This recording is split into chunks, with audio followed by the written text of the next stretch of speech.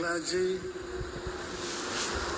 First Lady, Vice President and Second Lady, Chief Justice, Prime Minister of the Government of the Republic of Barbados, and members of the Beijing delegation, members of the Council of State, the Chief of Staff of the Office of the President and officials of the Presidency, Central Regional Minister, Ministers and Deputy Ministers of State, Members of Parliament, Metropolitan, Municipal and District Chief Executives, Chief of Defense Staff of the Ghana Armed Forces, Inspector General of Police, Service Chiefs, and members of the Diplomatic Corps, President and members of the Central Regional House of Chiefs, Omahini of Ogwe Traditional Area and other traditional rulers, residents of Cape Coast, fellow Ghanaians, ladies and gentlemen. Today marks the 65th anniversary of our nation's independence, and it is wholly appropriate that we should gather in this historic city of our country to commemorate this special day, when 65 years ago, at midnight on 6 March 1957, our dynamic leader, our first president, the celebrated Kwame Nkrumah, proclaimed at the Old Polo Grounds in Accra the immemorial words, "Ghana, your beloved country, is free, free forever."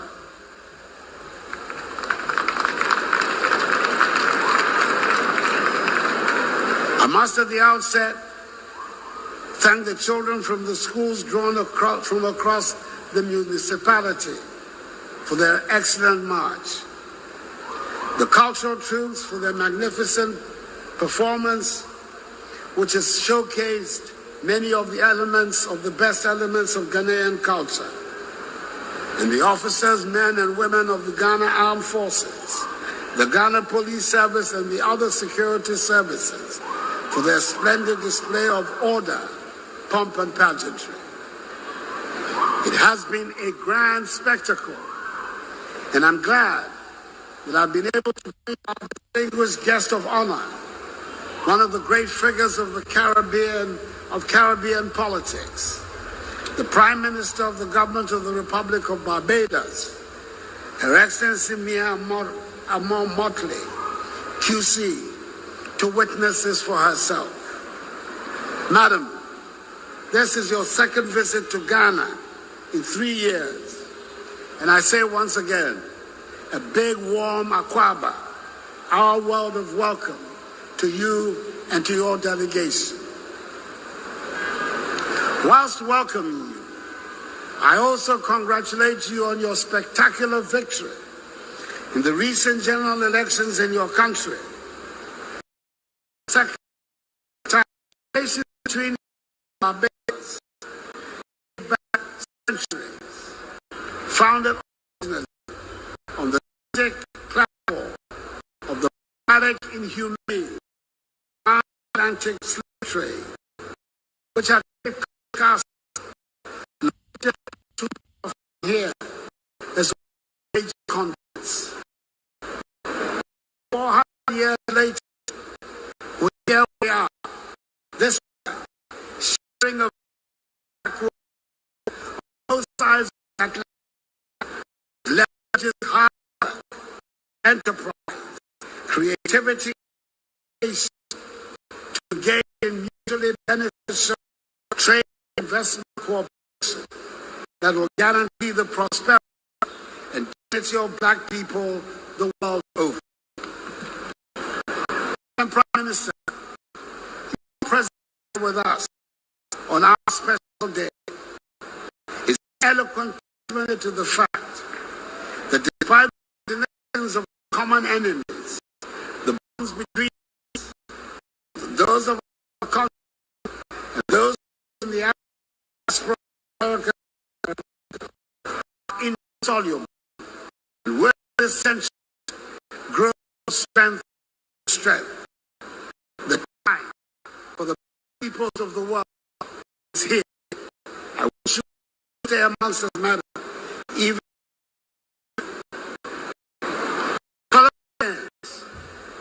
before the outbreak of COVID-19, the Independence Day celebrations out of Accra in 2019 to Tale, capital of the region, and in 2020 to Kumasi, capital of the Ashanti region. Both were huge successes. However, because of the rising numbers of COVID infections last year, the celebration was held virtually, first in our history. By the grace of Almighty God, the management of the pandemic by the government, we currently have a very low active case count, which has permitted these celebrations to take place in where there has been a captivating event, and I'm very happy to be here. And great cooperation with traditional authorities, by the Omni of the Ogua traditional area, Saberi Kwesi II, who has been our gracious host.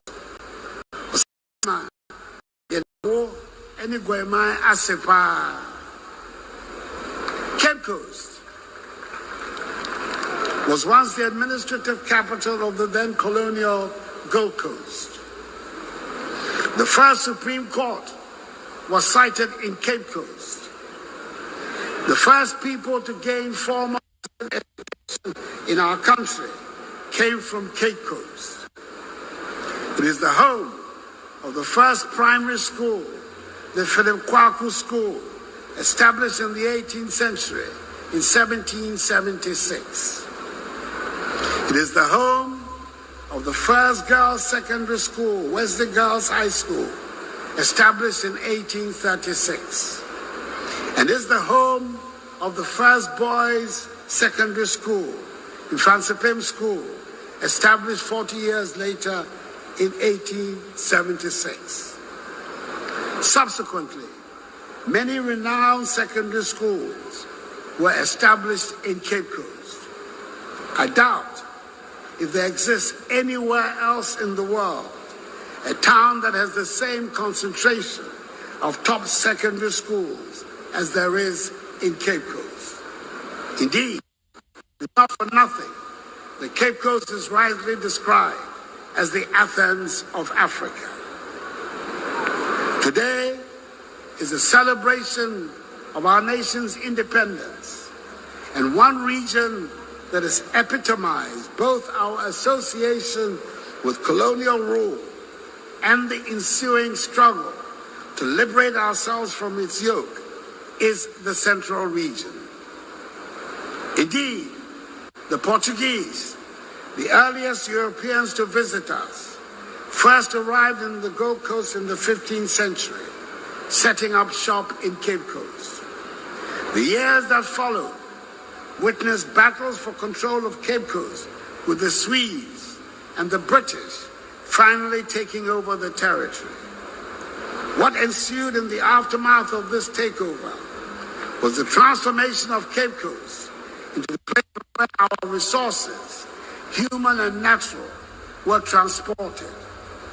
Through the forts and castles dotted along this coastline, our ancestors were sold into slavery in faraway lands and were forcibly engaged. Inevitable that the first momentous steps towards the making of modern independent Ghana began here in Cape Coast in 1897, when the great Ghanaian patriots Jacob Say, J.B. Brown, Joseph Casely Hayford, John Mensah Saba, and their colleagues assembled in the Aborigines Rights Protection Society, situated and managed through their determination and advocacy to mobilize public opinion to resist the takeover of our lands by the greedy hands of British imperialism in the Crown Lands Protection Bill, thereby helping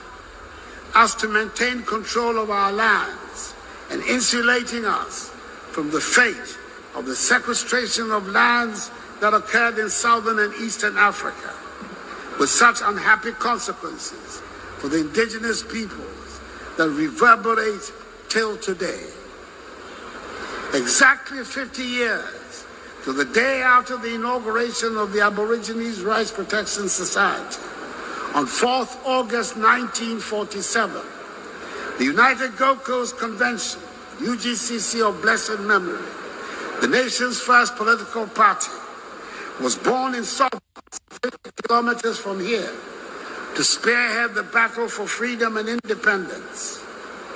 4 months later, in December 1947, Kwame Nkrumah, soon to assume the leadership of the nationalist movement, returned home upon invitation from his decade-long sojourn abroad to join the convention and take up his responsibilities as its general secretary.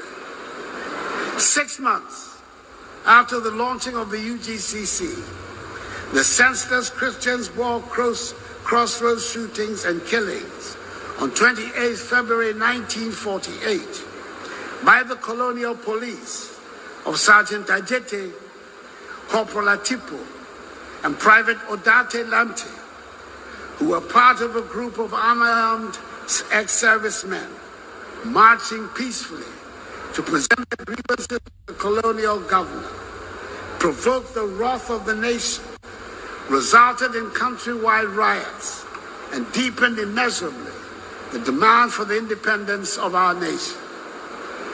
This led to the arrest by the colonial authorities of the UGCC leaders, Joseph Boachier Danquah, Emmanuel Obechebi Lamte, Edward Akufo-Addo, Ebenezer Akwaje, William Ofori-Atta, Kwame Nkrumah, the legendary Big Six, who were held responsible for the riots, and to the institution of the Watson Commission to investigate the circumstances of the riots.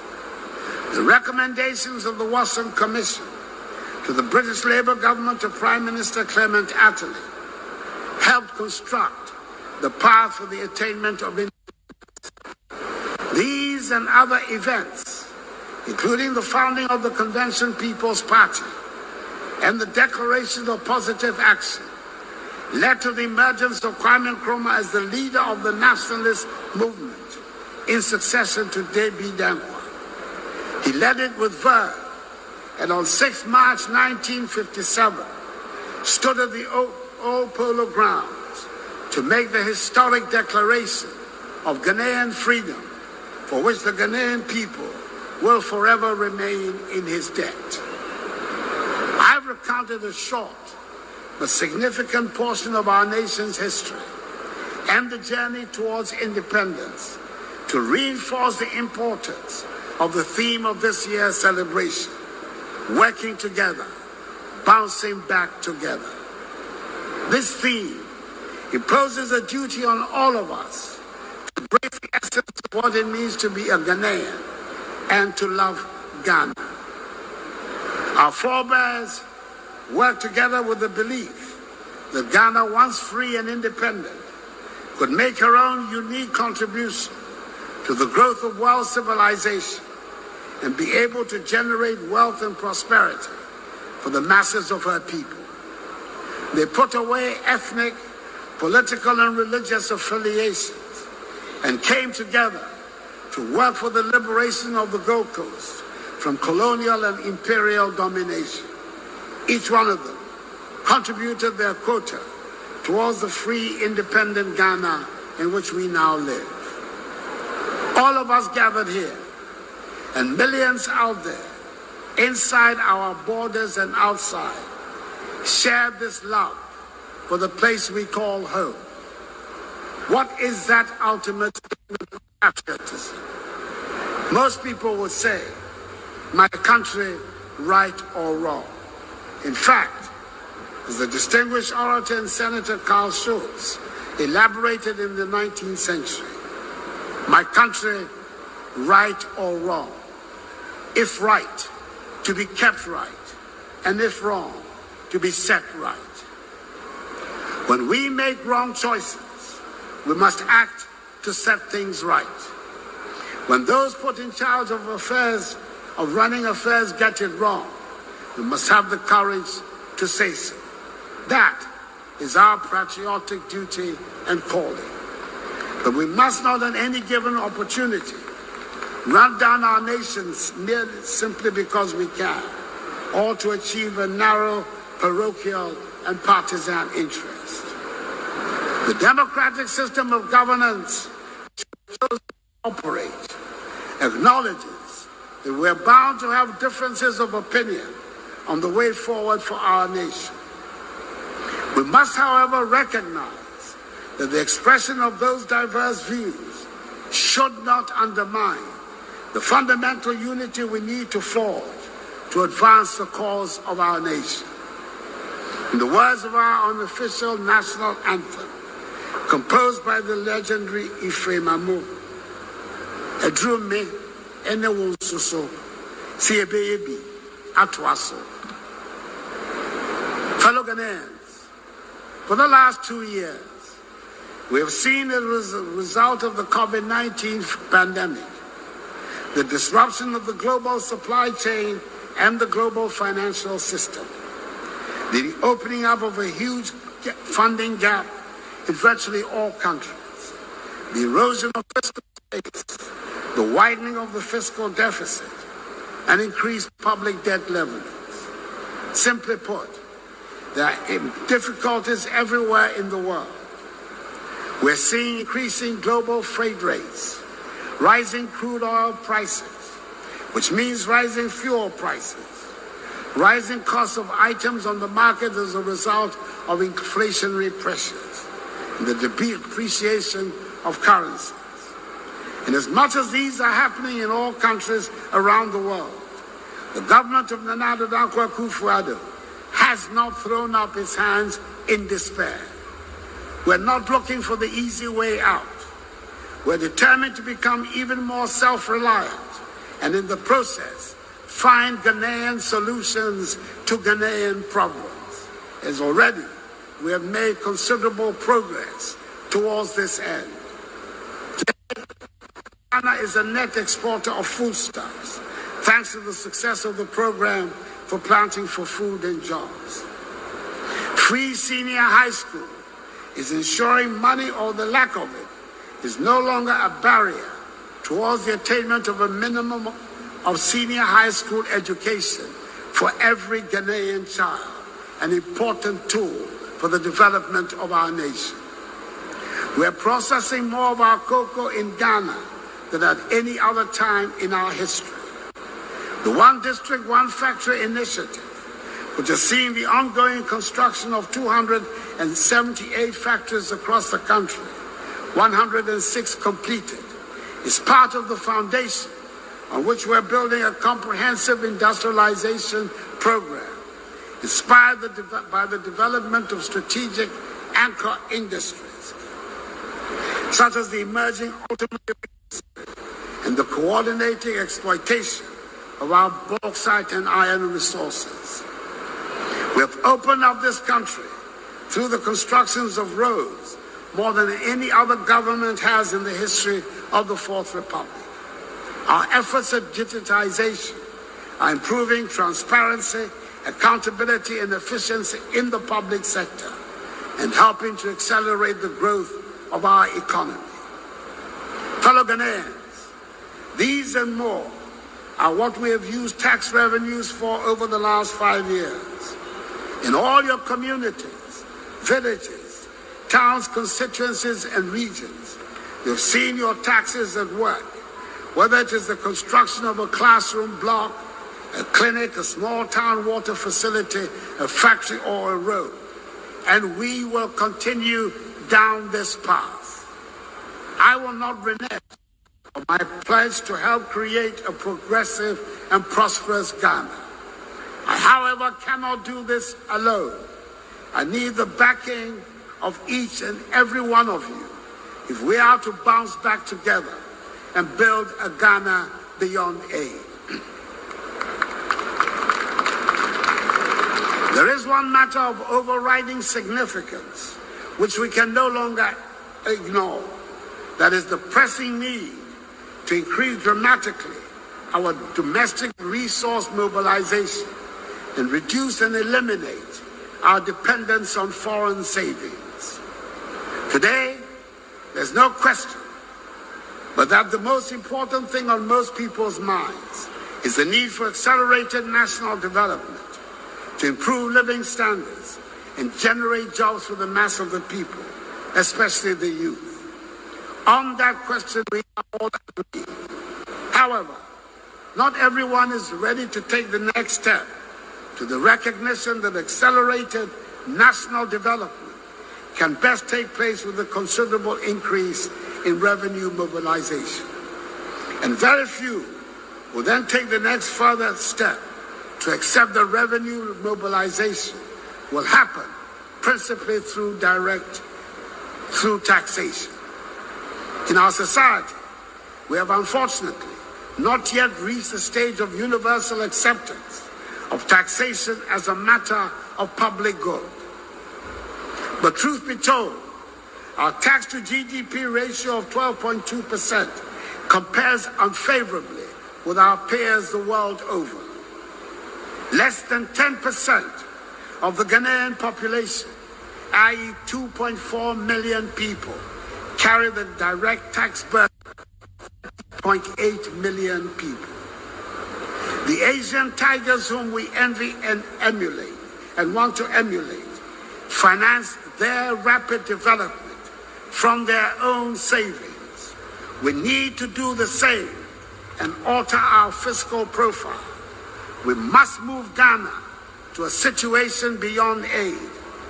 That is a Ghana which is no longer dependent on the benevolence or charity of foreign taxpayers and donors for the management of our public finances. It is doable. We want to transform Ghana into a world-class economic hub which will benefit every single Ghanaian. On this day, when we're gathered to celebrate 65 years of freedom and independence, let us continue to pay homage to those who dare to dream of a diverse nation made up of different peoples. And let us continue to give praise, as we should, to those who made huge sacrifices to make possible 6 March 1957. Above all, let us guard jealously the peace and stability we are enjoying. There are some restless spirits amongst us who, seeking to exploit the current difficulties confronting the nation, claim to have lost confidence in our democratic system to effect a peaceful constitutional change in the governance of our state. Either the absence of faith in the prospects of a democratic alternative to the current government, or their impatience to wield executive authority are the factors driving their appetite for the shortcut of military intervention. Whatever be the case, they seem ready to jeopardize the hard-won reputation of our country as a beacon of democracy and stability in Africa, and indeed in the world, in order to gratify their personal ambitions which show little or no respect for the capacity of the Ghanaian people to change, when necessary, their government peacefully through the ballot box, something they have done on 3 separate occasions in the 29-year life of the Fourth Republic. The great majority of us who are committed to democratic values and democratic institutions will continue to resist the claims of these adventurers and employ all legitimate means in democracy to maintain our free, open system of governance, which is respectful of human rights, the rule of law, and the principles of democratic accountability. Ghana deserves to put the initial decades of perhaps understandable turbulence and instability in her history firmly behind her, to enable the development of our nation to proceed in conditions of freedom, order, peace, and stability, which have been the happy hallmarks of the Fourth Republic. West Africa is also currently faced with a worsening security situation in the Sahel, with recurring terrorist attacks which are moving gradually southwards in the region towards the coastal states. All our efforts at transforming the Ghanaian economy and putting our nation onto the path of progress and prosperity will be rendered futile if we are unable to secure our borders and give you, the Ghanaian people, the serenity to go about your daily activities in an atmosphere of peace and security. Hence, the necessity of bolstering the capacity of our security services, a goal which has to be achieved. As President of the Republic, I assure you, the government is determined to do everything within its power to guarantee the nation's territorial integrity and ensure the safety of citizens. I urge you, my fellow Ghanaians, also to cooperate with our security services and give them maximum support in the discharge of their important duties. When the citizenry and security services work together, assured of our safety and security, and then we can channel all our energies and resources into building a progressive and prosperous nation, the Ghana of our dreams. I do not underestimate the challenges with which we are confronted, but I am strong in my conviction that we can overcome them.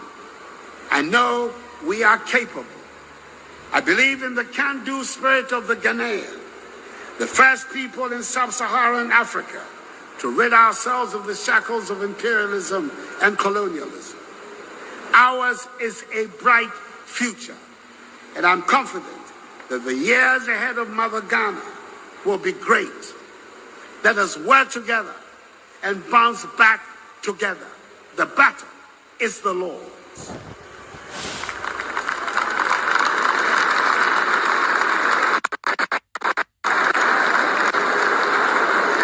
In conclusion, let me announce to the good people of Cape Coast that in commemoration of this occasion, government has decided to rehabilitate in full the Philip Kwaku Boys School, the first primary school in our country, as its anniversary gift to Cape Coast.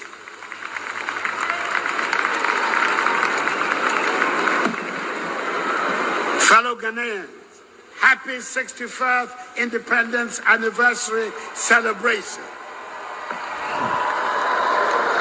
May God bless us and our kith and kin in the Caribbean and in the Americas.